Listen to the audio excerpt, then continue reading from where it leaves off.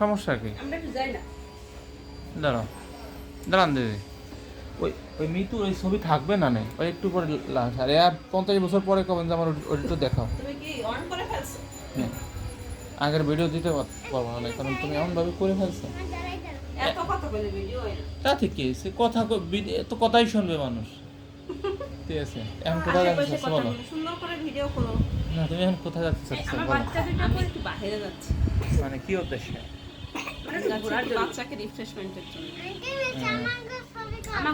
তারপরে বলো যে আজকে অনেক মজা করতে হবে।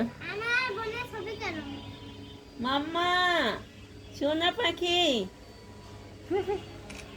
এই যে পাখি আমার মেয়ে ছবি জমে মধ্যে পাখি পাখি এই এই এই এই এই সমৃদ্ধি